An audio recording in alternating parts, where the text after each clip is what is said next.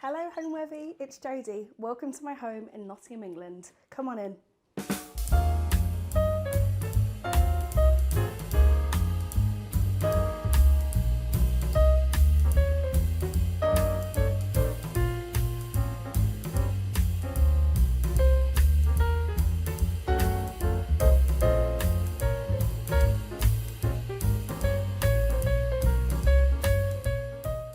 Hello, I'm Jodie Hazlewood and you're here at my home in Nottingham, England. So me and my partner found this property at the start of lockdown. It had been lived in by a professor, a very interesting man who had escaped from Germany as a Jewish child. And he had lived here, he was quite eccentric, and he'd lived here for 45 years. By the time he passed away, sadly, there was no heating, he didn't want anyone to come into the property, so it was in complete disarray, there was no modern power here. So we got it and it was verging on derelict, which was an experience to do that kind of renovation during COVID lockdown. So we've lived here now for just over 2 years. Part of that time it was obviously derelict, so we were in Airbnbs. And I live here with my partner Ollie and our little dog, Roy Dandy. So I had quite a varied career before I got to this point of working in interiors. I did a geography degree, an urban geography degree. I love geography. Then I worked in fashion merchandising in London, which I didn't really like, but I did learn some great skills. Then I ran off and worked on a yacht for 3 years for a billionaire. So I traveled the world working on a yacht, below deck style. Then I came back and retrained as a makeup artist. And for the last decade worked as a makeup artist and actually had my own hair and makeup artist agency. But when I did this renovation, I knew my true passion was always interiors. But there's a lot of crossover between makeup and interiors. It's all about colour, texture, making mainly women happy. So it felt like a really easy lead on to then work into interiors like I do now.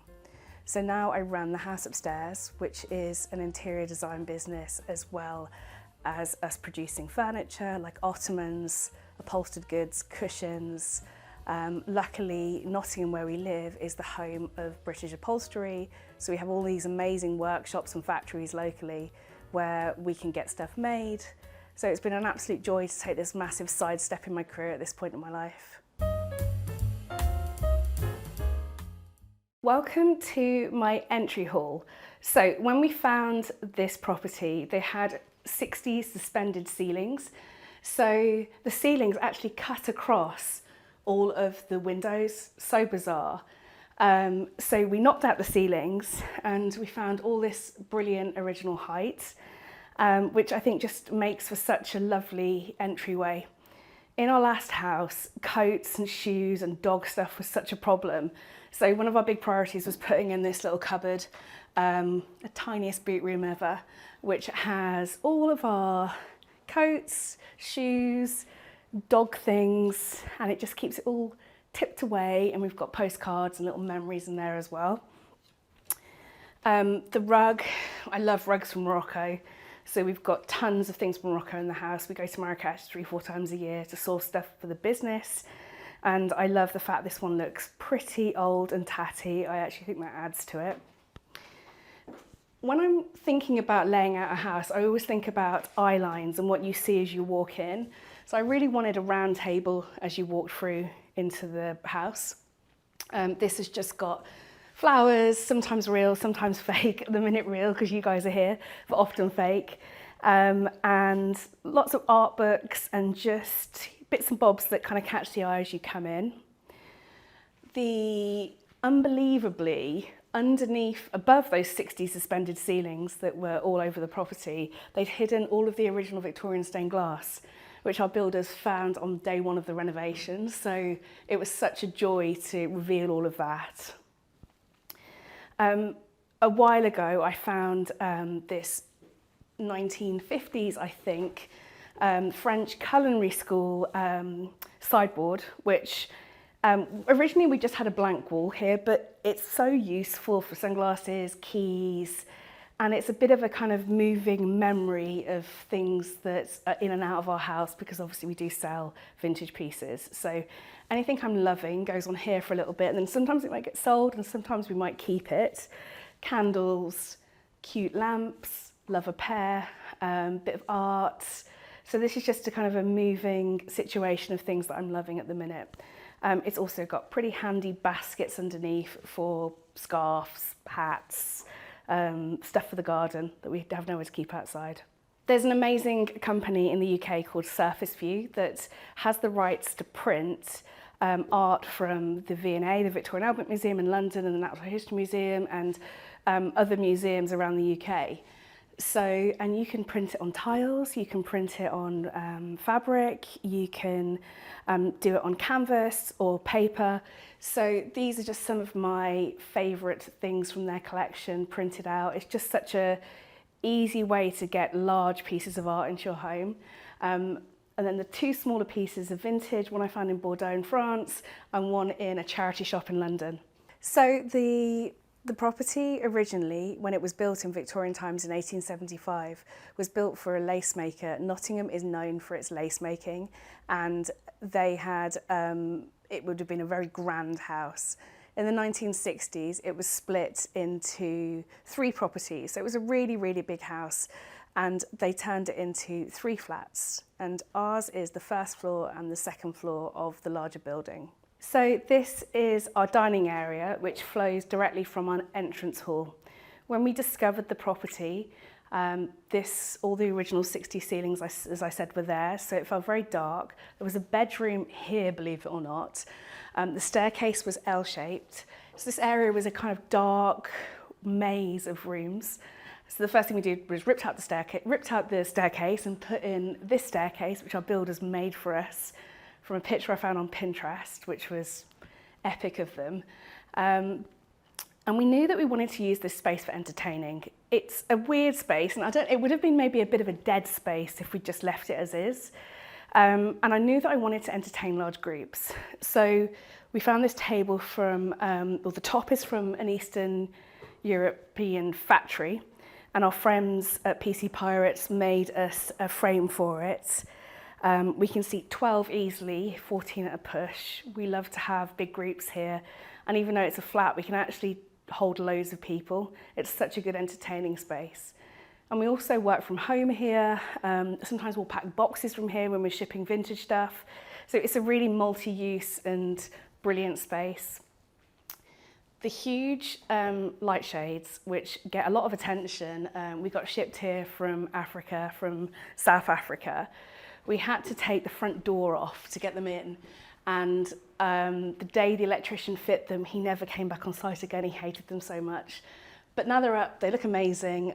We rarely turn them on. I much prefer mood lighting in here. So we've got lots of lamp situations dotted about. So it just feels a little bit more sexy and relaxed. The chairs are from IKEA. We kind of ran out of budget when we needed to buy 14 chairs. So the chairs are £16 each from IKEA, and I really like them. They're super comfy. We probably won't have them forever, but they were a great solution when we just needed lots of chairs. I love Slim Aarons, and Slim Aarons very much reminds me of working on yachts, and I've always had some kind of Slim Aarons print in every house I've ever lived in. So we've got this huge picture of a scene on Pampelon Beach in Saint-Tropez where I used to work a lot on yachts, which overlooks the dining table, and I think it gives that kind of sexy holiday vibe to the area. In this room, when we actually renovated, we found all the original Victorian plaster and the original Victorian friezes. So we actually left this wall unplastered to show the original Victorian plaster and just to give the room some more interesting patina. This arch here goes through to another house, but this originally would have been the bedroom floor of the much grander house before it was converted in the 1960s. So all of our living spaces would have been very impressive bedrooms in Victorian times. I wanted the decor of this house to feel completely us, very eclectic, a representation of the fact we love to travel. I wanted it to look like it was very lived in, like it had always been here. I had to stop the builders continuously wanting to make everything look brand new. They wanted us to replace all the floors. I wanted to keep all the rickety old floorboards. So my main concern was for it to look like it had been here for years, that we hadn't just done a full renovation. When our friends and family are here, I want them to feel like they can sit anywhere, put their feet anywhere. I want people to feel completely relaxed, completely comfortable. I want the house to feel like a holiday home, like a joyful place where you're going to have fun. So let me take you through to our sitting room. Welcome to our sitting room, which leads straight through to our kitchen. It was really important to me that we could create two sitting areas in this room. I wanted a little cosy sitting area for chatting and playing games, and then a larger, more relaxed TV area where we could sit lots of people. A rule of thumb is that you can sit as many people in your sitting room as you can around your dining table. That's quite tricky because we can sit 12 people around the dining table, but we could just about squeeze 12 people in here at a push. It'd be very cosy, but we could. So originally the sitting room and the kitchen would have been in Victorian times 2 bedrooms, and in the 60s they would have been 2 sitting rooms. But we decided to open up the 2 spaces and flow our sitting room into our kitchen. So we took out part of this wall here, and instead of it just being a regular opening, we completely encased it with floor to almost to ceiling bookshelves, which holds all of our books, magazines, camera stuff, and other little bits and bobs and photos, and it really is probably the best feature in the room. In this room, we don't actually have an overhead light because I would never put an overhead light on in a sitting room. I'm all about the lamps. I think there might be 8 lamps in here. I love the cosy look that lamps give. We actually also put all of the lamps on a 5-amp circuit so that you can turn them on all at once on the wall, and I just think that is such an everyday luxury, not having to go around and turn on and off every lamp individually. So we have between us collected loads of art during, for our years of being adults, and we have bits of it here. Some of it's expensive, some of it is a couple of quid from a charity shop, and I will mix this up and change it as I go, so it's not like a fixed thing. Another thing that I love to have in here is a bar where people can just help themselves to drinks. It's chaotic and full of random booze that we've acquired during travelling. And then it's actually a French antique, a hunting cupboard. In the cupboard we've got all of our napkins and extra glasses and tonics and mixers. So I really like to have a bar. I think it feels festive when friends come round. When we got the house, sadly a lot of the original features had been ripped out. So we did a lot of eBaying and a lot of sourcing of things that felt the right era to put back in. We found this marble fireplace on eBay. It was being ripped out of a house in London, and I just think it really makes the room and it gives it a focal point. And we have an open fire there, which we use all winter. So again, it just makes this very large room feel a little bit more cosy. We were really lucky during the renovation to have the most amazing builders, and we showed them a couple of pictures of a whole wall of bookcases, and they just made it for us, like magic, which was a dream, really. And Ollie is a massive reader. I'm a massive magazine reader, so most of these books are Ollie's, and most of the magazines are mine, and I do try and keep up on reading all of my interior magazine subscriptions, but I do get a bit behind. But so this is all of our storage in our sitting room. It's got our travel books, we've got little photos, and it's just really good storage, and it looks really spectacular, and I love the way it gives depth between the sitting room and the kitchen. I think your home should be a visual memory of your life. So I like things that have patina, I like things that look old, I like things from different eras. I think that's what gives a home soul. It shouldn't be too perfect. You shouldn't care if things get dirty a little bit or look a little older. I think homes feel more relaxed and look better when they look lived in. I love colour, and we've used colour all over the house. I think the way that you can use colour in a chic way is to always temper it with something calmer. So for the room we're sitting at the minute, it's a very strong blue. It's Farrow & Stone blue, but the curtains I went for are ultimately the most simple off-white, plain curtains. It could have been tempting to do quite a jolly over-the-top curtain, but I think that you just need to always balance colour with simple, chic, plain things so that the whole finished look is actually quite calm. So let me take you through to my beloved kitchen. Welcome to my kitchen, which I think is my favourite room in the house. We spend so much time in here. We both love to cook, and this is probably the hub of the house. We often have people sitting here for drinks while we're cooking. The entire kitchen was actually originally from a gentleman's outfitters in the Cotswolds in Cheltenham. So all of this was their storage for shirts and everything they sold. And we bought it from some friends who buy and sell large pieces of vintage furniture, and they amazingly turned it into the kitchen for us.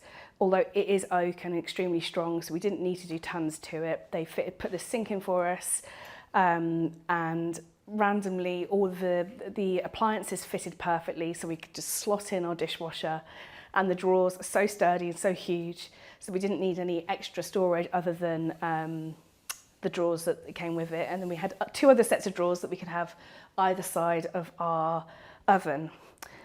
The Lecanche we found reconditioned on eBay at about half the price that they normally go for. So I was very pleased about that, because a full price new one would have been a little bit out of my budget. The backsplash are vintage Spanish floor tiles that we bought from Maitland and Pote online.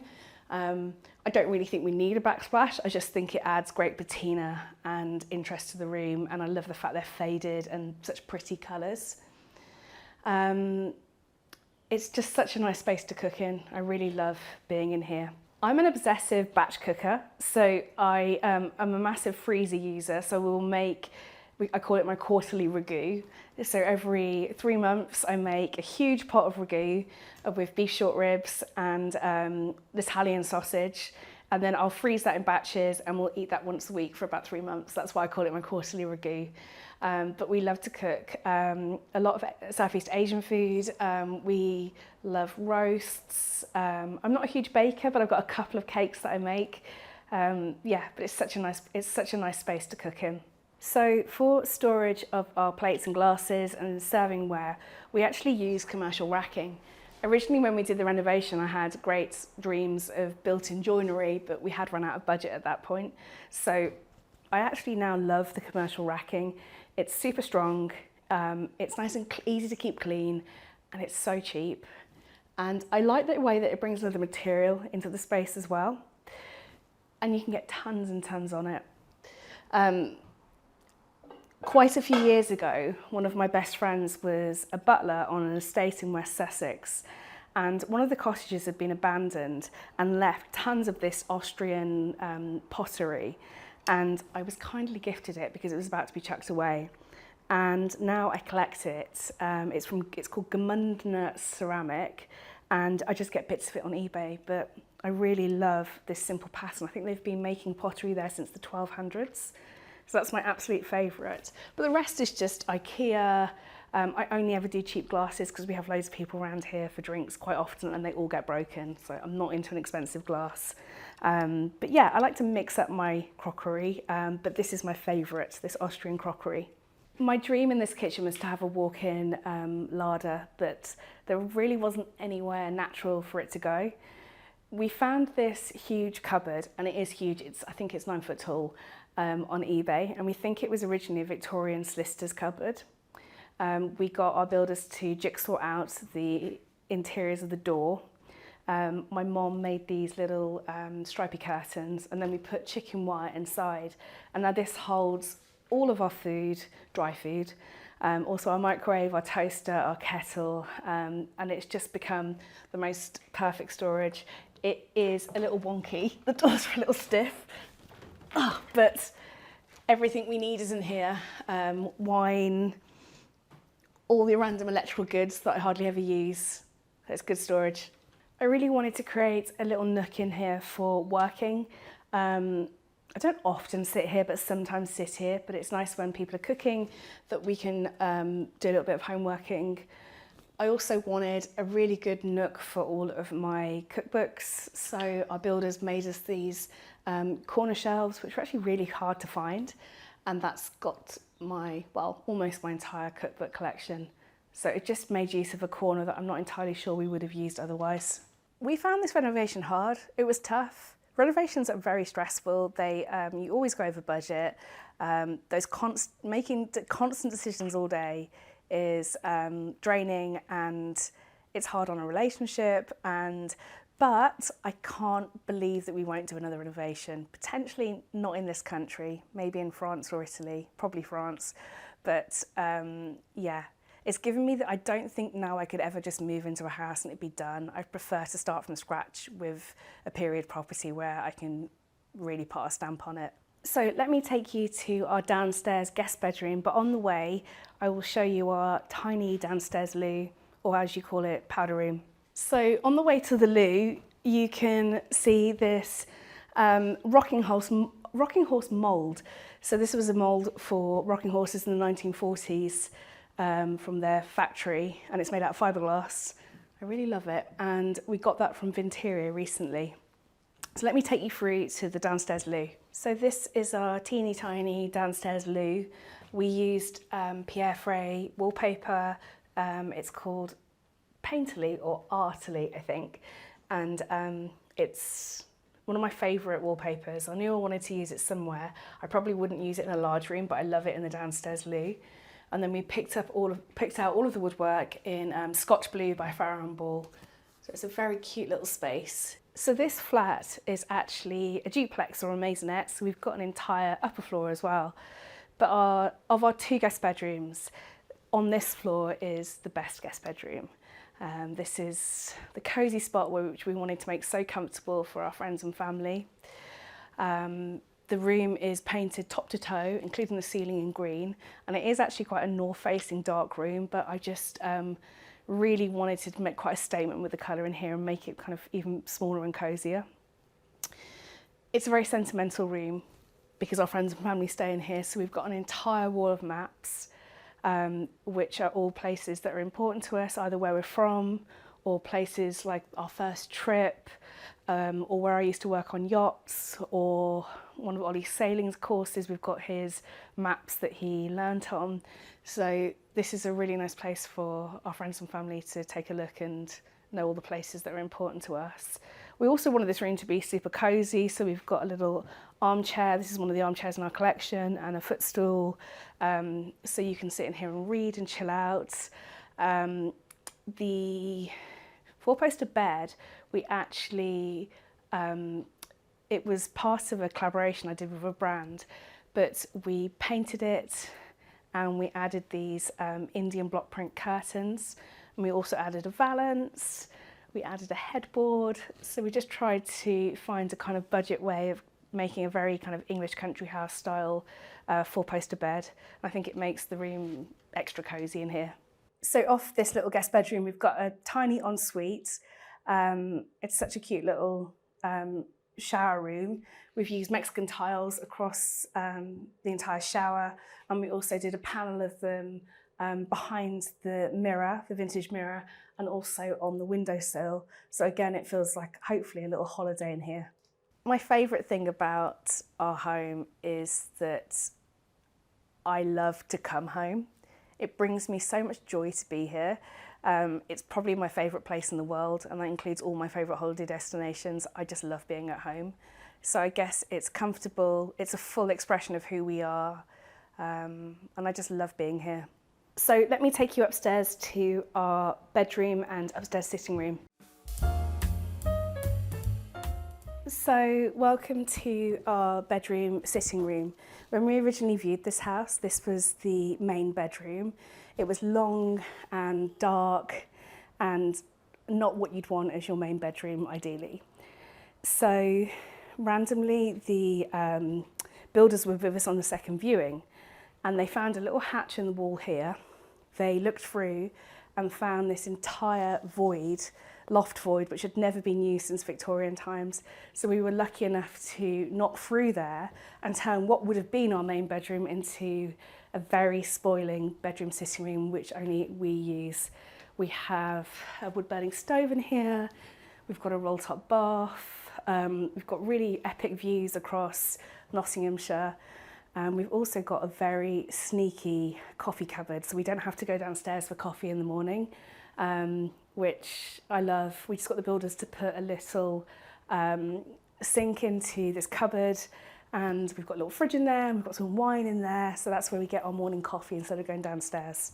So all of the chairs in here are vintage. We either found them on eBay or in charity shops, and we had them all recovered by our workshop. So the sofa is recovered in a Spanish brand's fabric called Gaston y Daniela. This is a horrible old office chair from someone's office reception, which we covered in James Malone. And then we have this 1940s armchair, which I covered in some fabric that I found in Mallorca, in the flea market in Mallorca. This is one of our ottomans. This was probably my favourite. This is the honey, and this is in a Christopher Farr fabric. I just love this piece of furniture so much. I'm so proud that we made this. We put in a lovely wood-burning stove. So when we're trying to save money on our heating, we sit up here in the winter. The tiles around it are Mexican, and the surround is actually reclaimed from a church. So it was some kind of detailing on the back of pews in a church that was being knocked down. So the builder just put those in as the surround, and we just painted them up. The boat we got from an antique store in the Cotswolds. The lovely sconces are from a lovely dealer on Instagram called Wallace Antiques. I really love those. I think she sourced those in France. The wallpaper is Pierre Frey Le Panini, which is based on a 17th century embroidery or 18th century embroidery. Even though it's such an old-fashioned print, the colours are kind of acid and day glow, so I like that contrast. I wanted up here to feel like an English country sitting room. I wanted it to be really cosy and pretty and a bit silly and a bit magical.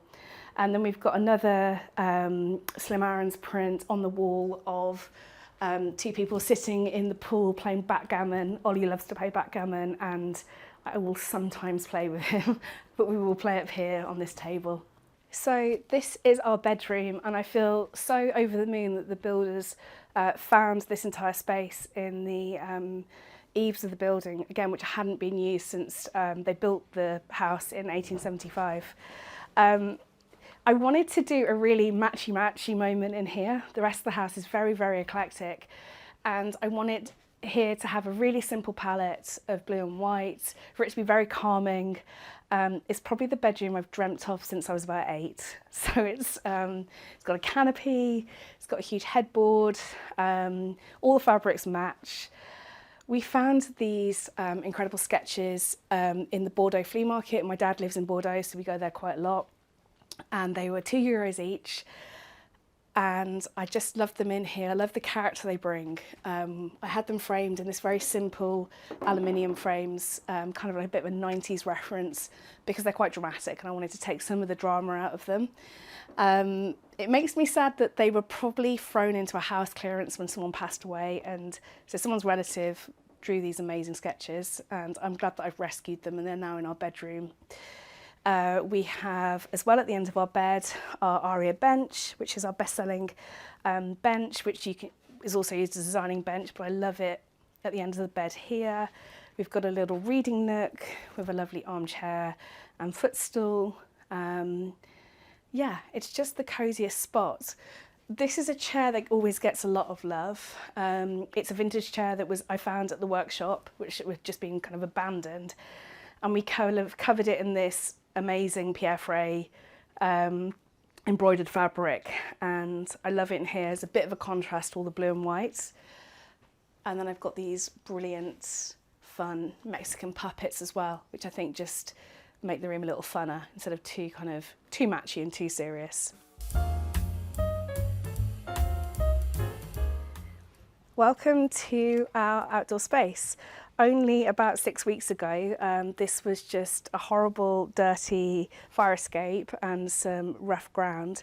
And we have, over the last 6 weeks, with obviously our builder's help, put in this little tiny courtyard garden. And we're going to hopefully enjoy it for years to come. There was nothing here, so we literally started from scratch. We knew that we wanted a seating area so that we could have people here to have drinks and food. So we put in this raised tiled platform so we could squeeze in a sofa and a table. We also put in this reclaimed Victorian sink, which we got off eBay, and a little tap for plants, and eventually we'll have an outdoor kitchen here when budget allows, maybe next summer. And our builders built us this little outdoor table so that we can maybe do some food prep on there in the future, and just to kind of look after the plants. I've got lots of herbs growing out here because we love to cook. And I think one of the biggest tips I've got for a courtyard garden is to use mirrors. They are so effective in making the space look bigger, and we even squeezed in a water feature because it was my dream to have a water feature, even though this is a 4 metre in each direction yard. But I just think it's calming and it's a lovely noise, and it just makes the space a little bit more magical. The word home means to me self-expression, the fullest expression of who we are, comfort, utter relaxation, and a haven, somewhere we can retreat to and be at our happiest.